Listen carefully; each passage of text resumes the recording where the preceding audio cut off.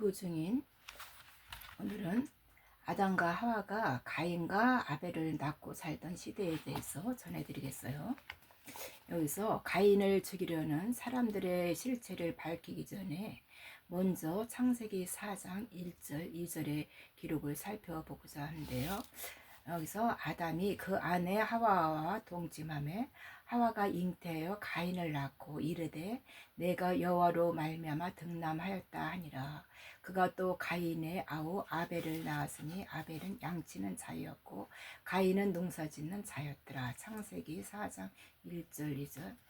아담과 하와가 에덴 동산에서 쫓겨나와 가인과 아벨을 낳았다고 말씀하고 있는데 이때가 지금부터 대략 몇 년 전인지 알 수 있을까요?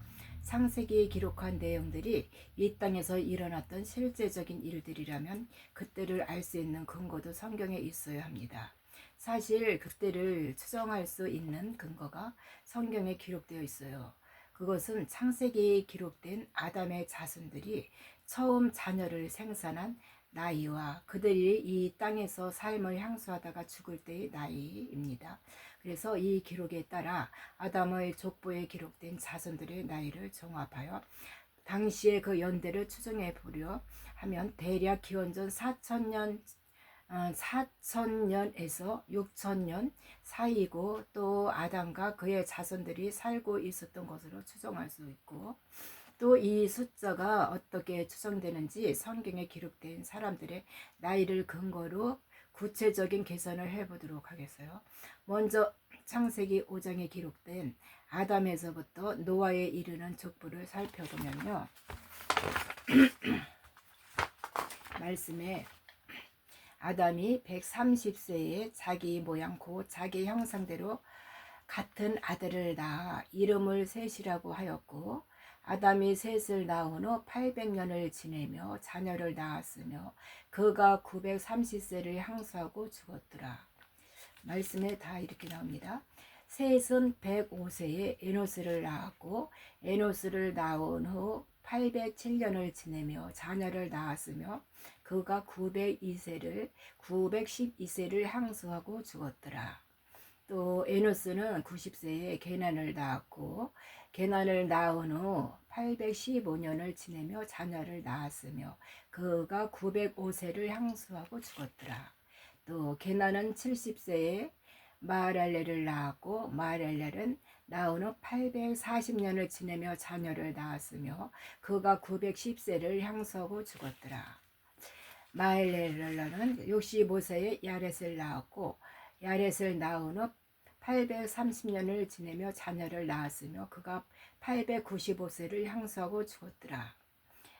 야렛은 162세에 에녹을 낳았고 에녹을 낳은 후 800년을 지내며 자녀를 낳았으며 그가 962세를 향수하고 죽었더라. 에녹은 65세에 무도셀라를 낳았고 무도셀라를 낳은 후 300년을 하나님과 동행하며 자녀를 낳았으며 그가 365세를 향수하였더라. 에녹이 하나님과 동행하였더니 하나님이 그를 데려감으로 세상에 있지 아니하였더라. 무드셀라는 187세에 라멕을 낳았고 라멕을 낳은 후 782년을 지내며 자녀를 낳았으며 그는 969세를 향수하고 죽었더라.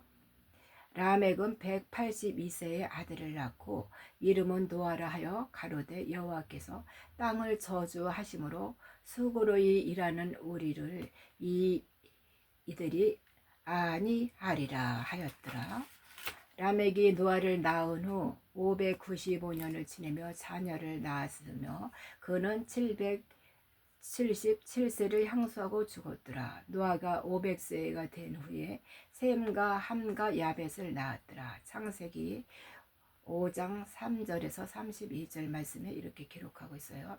그래서 이 본문에 기록된 아담 후손들이 자녀를 낳는 나이를 보면 아담은 130세에 셋을 낳았고 셋은 에노스를 105세에 또 에노스는 게난을 90세에 또 게나는 마할랄을 10세에 낳았다고 기록하고 있습니다.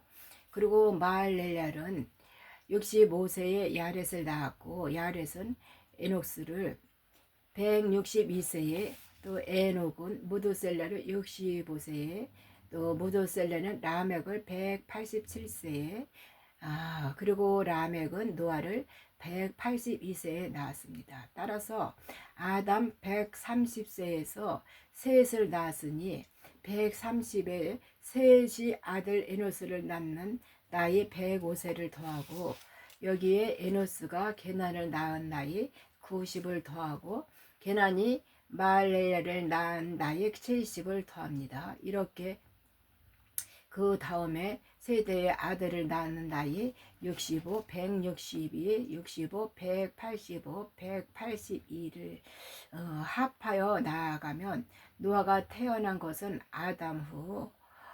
1056년이라는 것을 확인할 수 있어요. 네, 그리고 창세기 7장 6절에 노아 600세에 이 땅에 홍수가 있었다고 증거하고 있으니 이는 아담 기점으로는 1656년이 되는 해가 됩니다. 그리고 홍수 이후 노아의 아들 셈을 통해 아브라함의 아비 데라에 이르는 족보는 창세기 11장 10절 26절에 기록되어 있는데요. 여기서 또 살펴보면 말씀에 셈의 후에는 이러하니라. 셈은 100세에 고 홍수 후 2년에 아르박삭을 낳았고 아르박삭을 낳은 후에 500년을 지내며 자녀를 낳았으며 아르박삭은 35세에 셀라를 낳았고 셀라를 낳은 후에 403년을 지내며 자녀를 낳았으며 셀라는 30세에 에벨을 낳았고 에벨을 낳은 후에 403년을 지내며 또 자녀를 낳았으며 에벨은 34세에 벨락을 낳았고 벨렉을 낳은 후에 430년을 지내며 자녀를 낳았으며 벨렉은 30세에 루를 낳았고 루를 낳은 후에 209년을 지내며 자녀를 낳았으며 루는 32세에 스룩을 낳았고 스룩을 낳은 후에 207년을 지내며 자녀를 낳았으며 스룩은 30세에 나흘을 낳았고 나흘을 낳은 후에 200년을 지내며 자녀를 낳았으며 나홀은 29세에 데라를 낳았고 데라를 낳은 후에 119년을 지내며 자녀를 낳았으며 데라는 70세에 아브라함과 나홀과 하란을 낳았더라. 네, 창세기 11장 10절 26절 말씀입니다. 그래서 노아가 600세에 홍수가 나왔는데 그의 아들 셈은 98세였다고 해요.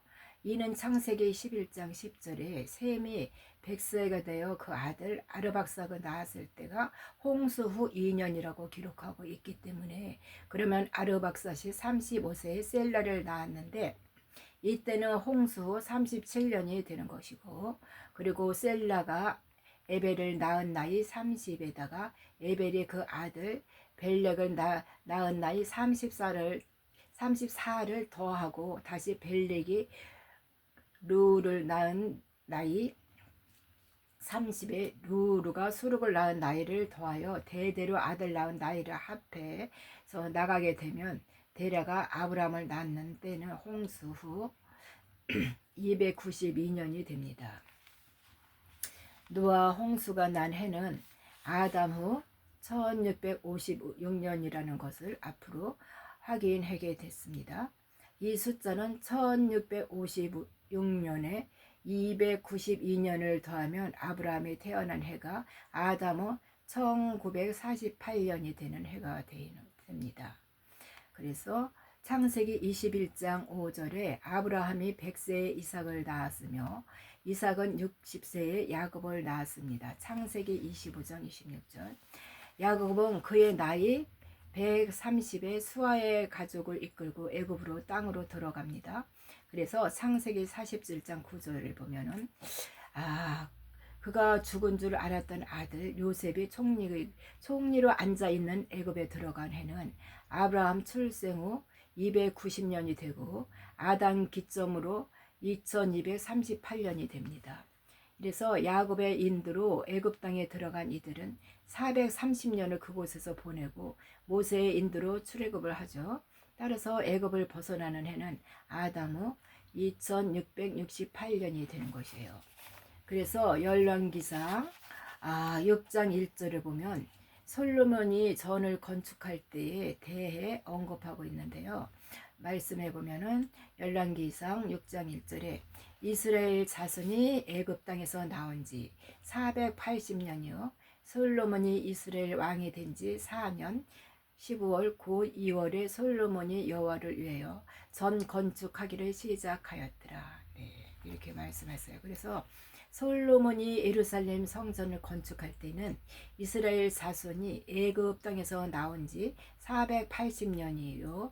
또 솔로몬이 이스라엘 왕이 된 지 4년이라고 기록하고 있고, 또 솔로몬은 주전 970년에 이스라엘 왕으로 즉위하였다는 것입니다. 그렇다면 그가 예루살렘 성전을 건축하기 시작한 해는 주전 966년이 되는데, 이 해가 출애굽한 480년이라고 하니 출애굽 연도는 966년에 480을 더하여 주전 더하면 주전 1446년이 되는 것입니다.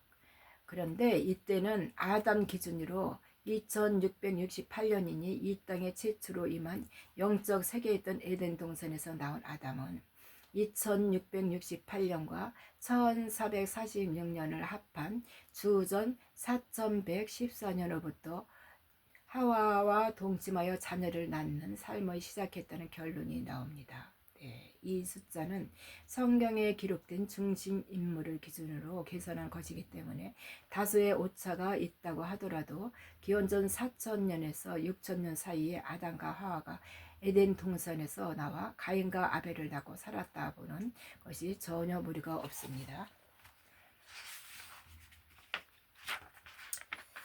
그런데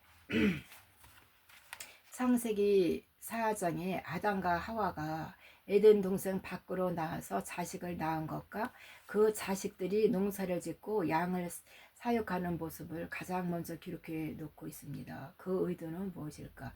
그것은 에덴 동산 밖으로 나와서 자식을 낳고 살던 시기가 농사를 짓고 목축을 하는 시대였음을 밝히고자 함입니다. 이때는 구석기 시대에 채집 경제에서 벗어난 신석기 시대의 생산 경제 사회였던 것을 보여주죠. 이런 생산 경제로서의 전환은 인류 문화 사상 하나의 전기를 가져온 커다란 사건이 되고요.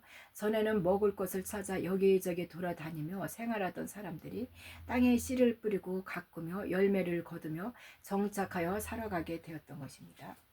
이러면 전환을 신석기 혁명이라고도 합니다. 네, 아담과 하와가 가인과 아벨을 낳고 살던 시대가 기원전 4000년에서 6000년 사이 신석기 시대라는 것을 그 당시의 문화의 경제, 사회의 모습으로 잘 말해주고 있는 것입니다. 가인과 아벨이 농사를 짓는 양을 찔 수 있었던 것은 그 시대가 농경 목축 사회였기 때문에 가능한 것이고요.